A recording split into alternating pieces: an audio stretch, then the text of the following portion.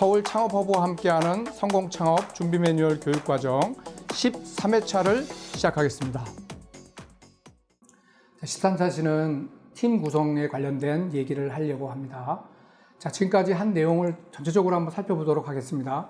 지금까지 우리는 창업 프로세스 A를 배웠고요. 그 다음에 창업 프로세스 2단계 B, 비즈니스 모델 분석을 배우고, 이제 마지막 창업 프로세스 C에 해당하는 팀 구성, 자금 조달, 그 다음에 엑시 전략, 이게 순서대로 배울 겁니다. 그리고 이번 시간에는 이 팀 구성에 관련돼서 얘기를 하려고 합니다. 30년 동안 벤처 투자를 한 친구한테 제가 한번 물어봤습니다. 너희 회사에서 그 창업한 사람들한테 투자를 할 때 뭘 가장 중요하게 보는 변수가 뭐냐? 뭘 가장 중요하게 보냐? 그럴 때 그 친구 서슴없이 말한 게 뭐냐면 팀 구성이지.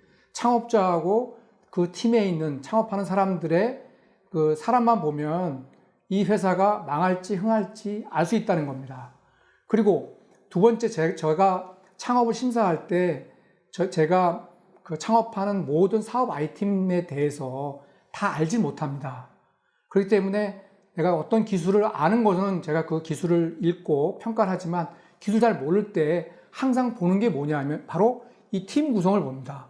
창업자의 경력, 경험, 또 팀원들이 어떤 사람인지를 보고 이것이 이 창업자들이 충분히 기술력을 갖고 있는 사람인지를 이 팀 구성을 통해서 봅니다. 그래서 여러분, 이 팀 구성은 왜 중요하냐면 아까 말씀드린 것처럼 벤처 투자가에 돈을 투자할 때도 팀 구성을 굉장히 중요하게 보고, 그다음에 창업 자금을 이 회사한테 줄지 안 줄지를 결정한 심사위원조차도 창업자의 경력, 경험 또는 팀원들의 어떤 능력 이런 것들을 보고 평가에 상당한 많은 부분을 반영합니다.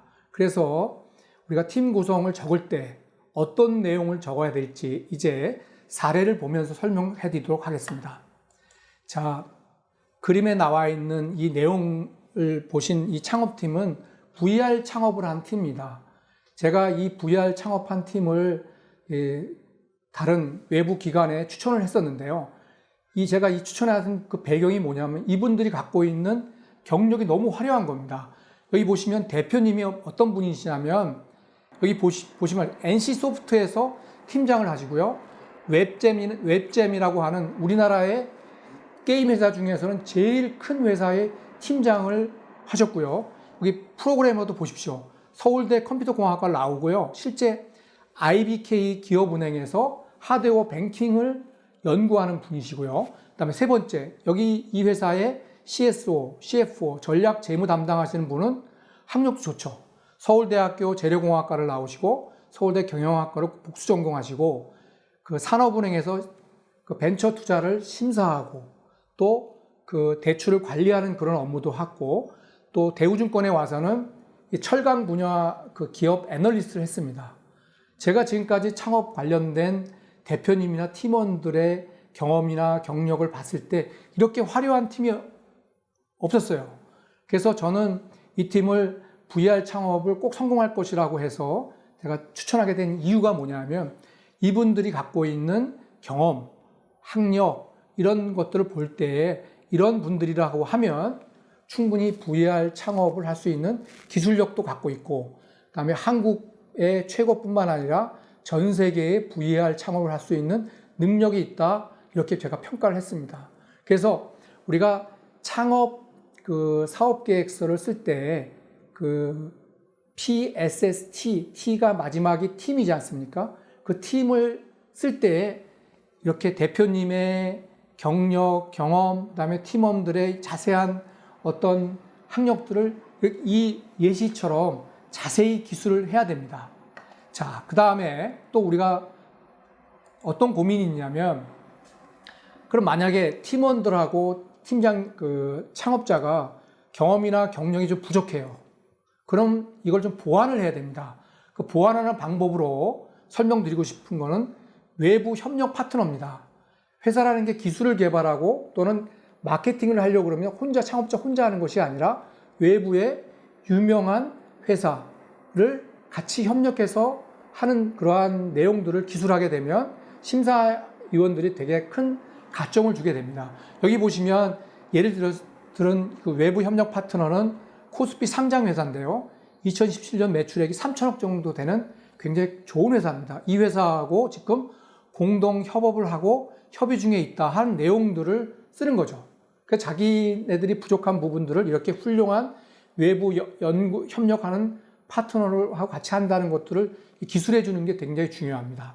또 이렇게 외부 협력 파트너만 있는 게 아니라 연구 파트너도 있죠.